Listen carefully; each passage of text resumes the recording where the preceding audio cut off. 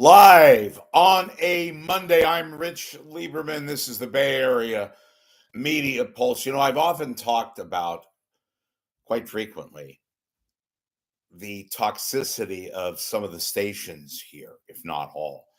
And just when you think things have gotten to the absolute worst, they get even more worse, if you can say that. And a lot of these stations, folks, they are really dealing at a very tense situation to begin with because, like everything else, the TV news viewing is down, way down in some cases, with all the opportunities like the internet, like streaming.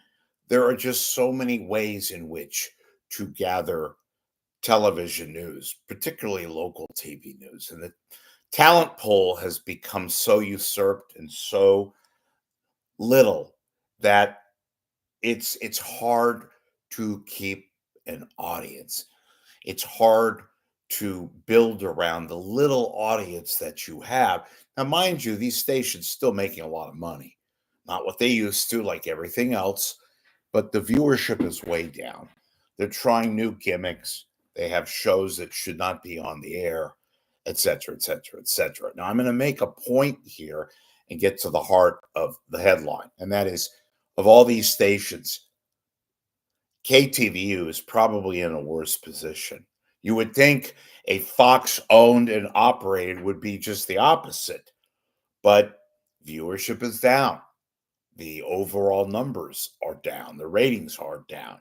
Channel 2 used to dominate it, particularly dominated in the morning. But a host of problems, issues have come to the forefront. Now, a lot of these, I don't know specifically what is going on, but I can tell you from past talk and discussion with sources, with people who work there, who are in the know. First off, their morning's domination is dwindling, and they don't have the same formula that they used to have. Now, they still lead in the morning, but it's very, very, very tight. And they're not really competing with anybody, maybe KPIX. But the numbers are down at Channel 2. There's uncertainty with key personnel. Who the hell knows where Sal Castaneda is going? And I only mentioned Sal because he's one of the few people there who still work there who's got somewhat of a name. But they also have internal problems, folks. Their general manager is quite in a cumbersome position. I have said this for a couple of years now. They have no faith, they being the rank and file, have no faith in the general manager. Used to joke about the fact that she was always gone, that it seemed that when she was supposed to be at the station doing station business, fulfilling her position as a general manager, as somebody who runs the station, she is always gone. Maybe she understands. Maybe she saw handwriting on the wall. Now, I don't know specifically why one of her key personnel, the news director, is suddenly gone, suddenly took a leave of absence. There seems to be quite an issue or issues with one of the reporters, one of the anchors, key personnel. I could tell you that the decision to go all out and even double down with Mike Me back has presented a problem, several problems. They don't have the same kind of numbers. They haven't recovered, folks, from Frank Somerville's absence. Now, that's not their fault.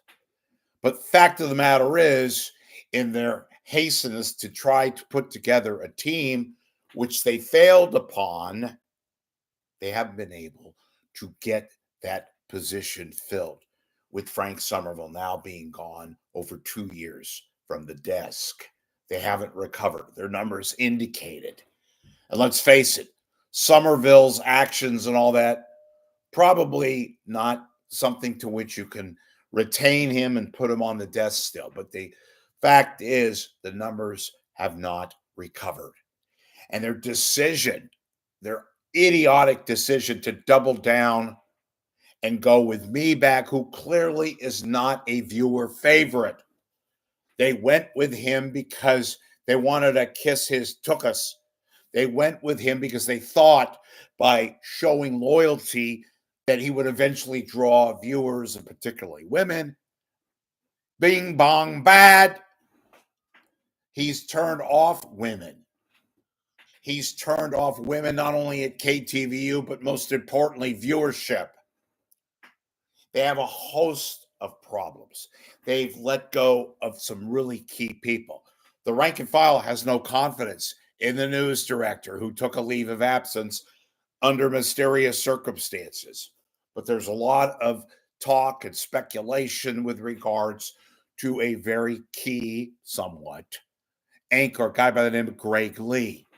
There's issues there. I haven't nailed it down, but believe me, there are issues. And yes, the general manager. Nobody seems to be running KTVU, and it's showing that the leaks are coming.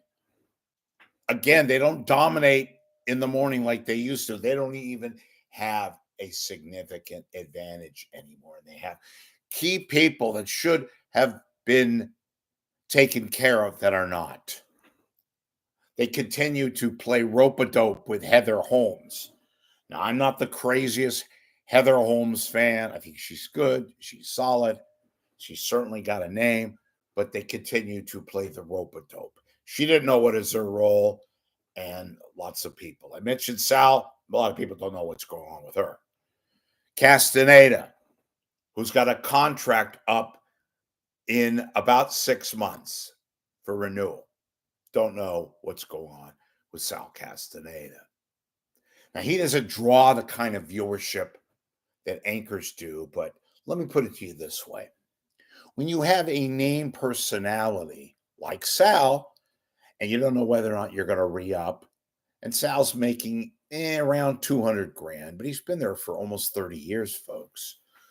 So even when they don't pay the kind of money they used to pay to news anchors, and even though Sal is a traffic anchor, he's still part of that morning mojo, whatever's left of it. Let me just state something to move, same with KTVU, but a different subject matter.